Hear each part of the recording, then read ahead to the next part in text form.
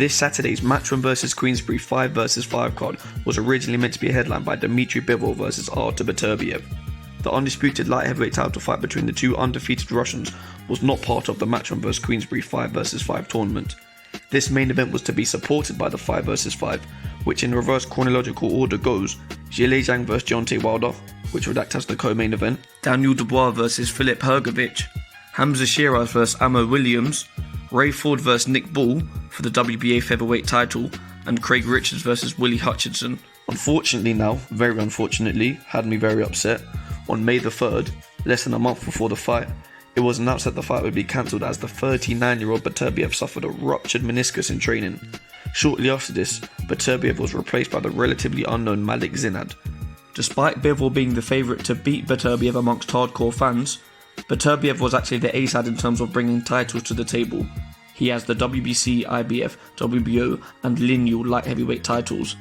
Now instead of this hugely anticipated undisputed fight, we are reduced to seeing Bivol merely defend his WBA belt against an unknown challenger without any significant title fight experience. So of course Bivol is now moved away from the main event, and by the looks of things, his title defence is to be shoved between the first and second of the 5v5 fights, so this being after Richards vs Hutchinson and before Ball vs Ford.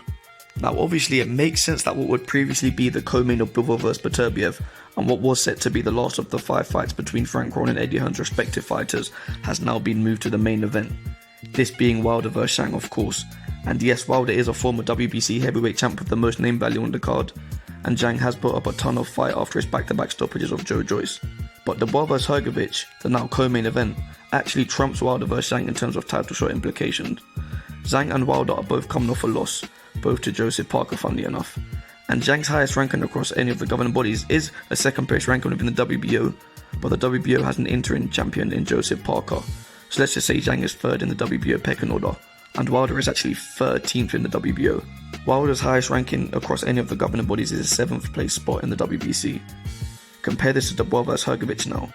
Hrgovic is the long-time number 1 ranked heavyweight within the IBF, and Dubois is the 4th ranked heavyweight in the IBF.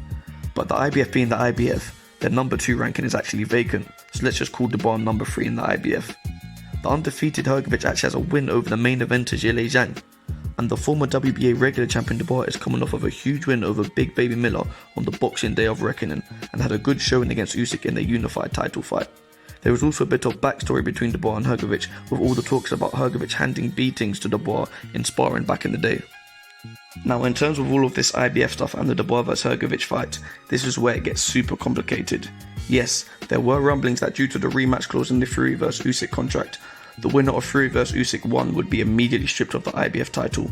The winner would be able to hold the belt up in the ring and be considered undisputed heavyweight champ for a short space of time, but the stubborn IBF would strip them of the belt to deprive the heavyweight division of only having one champ and give their equally as stubborn mandatory challenger his vacant title shot, meaning Fury vs Usyk 2 would only be for 3 of the 4 belts.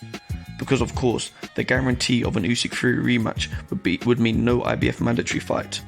Of course, Usyk went on to win the fight against Fury, but due to the damage Usyk sustained in the fight, he was met with a medical suspension that funnily enough would last until the 2nd of June.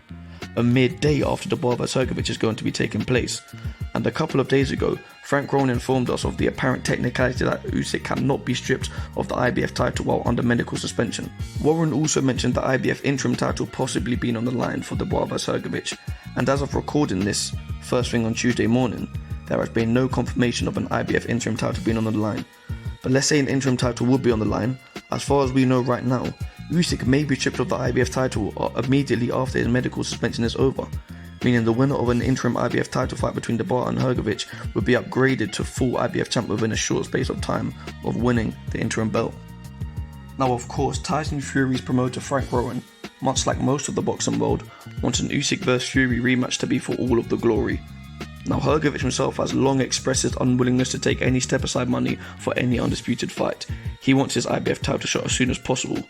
But Usyk's promoter Alex Krasik stated that he is requesting that the IBF allow Usyk to remain IBF champ until the Usyk vs Fury rematch later this year, so the rematch is for all the glory. And all we have from the IBF president as of now is that people have a right to make requests. Very ambiguous. So as far as we know, anything can happen. Maybe the interim title will be on the line this Saturday, but Usyk vs Fury 2 may be for the IBF strap still. This would probably mean that if the winner of Usyk vs Fury 2 does not immediately agree to fight the winner of Hrgovic vs Dubois, they will be stripped. Does this mean that the IBF interim champ will be upgraded to full IBF champ? Maybe not.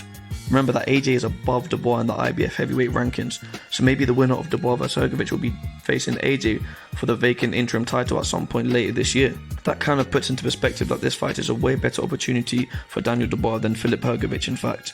Hrgovic may be risking a guaranteed title shot here. Ultimately, for now we've just got to wait on an announcement about all this IBF stuff. So that's enough waffle about all of the governing body situations. Do drop your predictions below for this showdown between Dubois and Hrgovic. And you've been listening to O.M.E boxing here.